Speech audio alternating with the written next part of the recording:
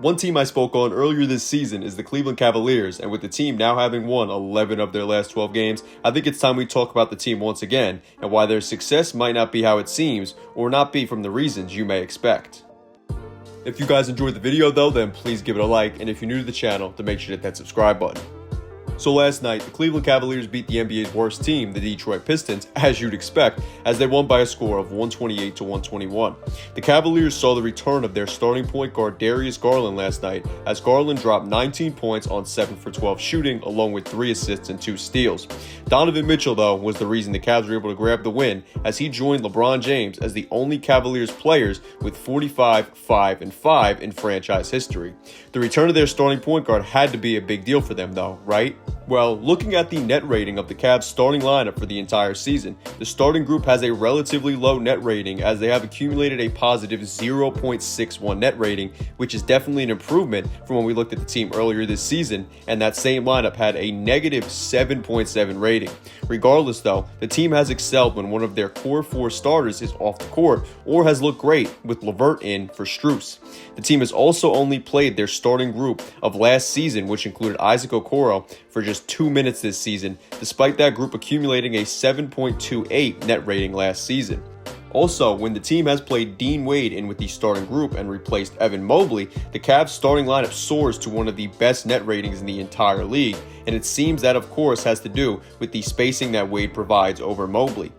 Mobley is clearly the Cavs' future and certainly won't be moved, but Mobley's 3-point attempts are down by a decent amount opposed to his first 2 seasons in the league, and Wade's better shooting percentage with a great 39.9% and higher amount of attempts from downtown, as he's nearly shooting 4 threes a game, clearly translate to more positive results than the Cavs' current starting group has seen. The lineup with Wade replacing Strus has not played a single minute, and the lineup of Garland, Mitchell, Strus, Wade, and Mobley has only played 1 minute, so there's no real way of telling what the best starting change for the Cavs is, but Mobley's clearly their future, and if they want to maximize him and the team's potential, they should think about a potential lineup change or Mobley improving his 3-ball. But hey, the team's won 11 of their last 12 games, and I know the Cavs front office aren't watching my videos, but maybe they should take a deeper look into the analytics of their team, or else things probably won't end well for them come playoff time. Regardless though, with the Cavs having won 11 of their last 12 games and Garland only returning last night and Mobley returning the game prior, what's been the secret to their success?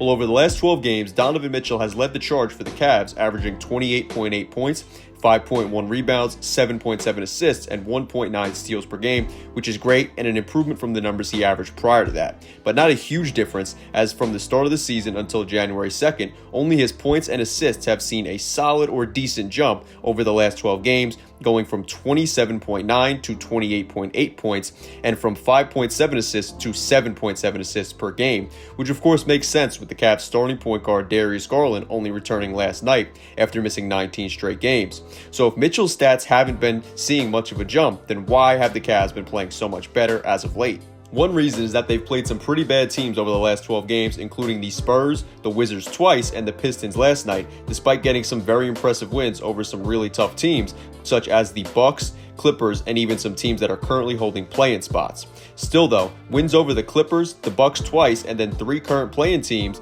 the Magic, the Hawks, and the Bulls, still show this Cavs team is really tough. So what's the true reason for the Cavs' recent success? Well, I think it's time we look at the team's bench unit. Going from January 3rd, when this 12-game stretch started, through today, so nearly a month now, the Cavs bench has put up the 3rd most points per game of any bench, is 0.1% off of tying the Bucks bench for the highest 3-point percentage of any benches in the NBA, and they've also shared the rock very well, averaging the 4th most assists per game of all benches, and most importantly, they've been the most efficient bench in the entire NBA. The biggest reasons have seemed to be the huge improvements in the play of Gilgeous-Alexander and Sam Merrill. From the start of the season through January 2nd, Gilgeous-Alexander averaged 8.1 points on 40, 32, 82 shooting splits in 21.8 minutes per game, along with 3.5 rebounds and 1.2 assists. Over the last 12 games, though, Niang is averaging 12.9 points per game on 52, 44, and 89% shooting splits, so nearly 50, 40, 90 shooting splits from the field in 23 minutes per game, along with 4.6 rebounds and 1.7 assists.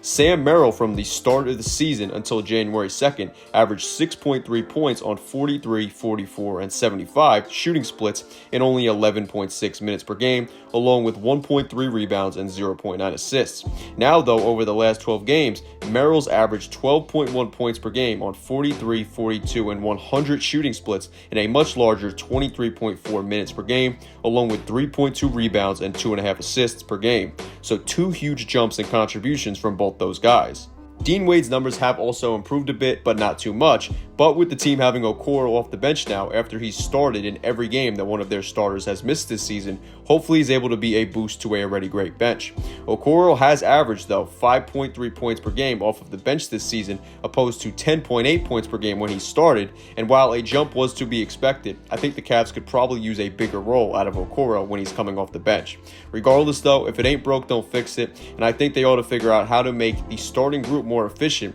with them having a great bench, including some other very solid players like Caris LeVert and rookie Craig Porter Jr., who I'd like to see get more playing time than he has, as he's been extremely efficient for them this season. Regardless, though, this Cavs team has a lot of potential. They just need to make the necessary changes for them to see even more success, and with Donovan Mitchell's future in Cleveland in jeopardy, we'll see what trades or personnel changes are made by this Cavaliers team going forward. Anyway, though, let me know in the comments what you think about the Cleveland Cavaliers, any players, or any topics I talked about today. And of course, if you enjoyed the video, then make sure to give it a like and subscribe if you're new to the channel. I'm SCJ, and I am out. Peace.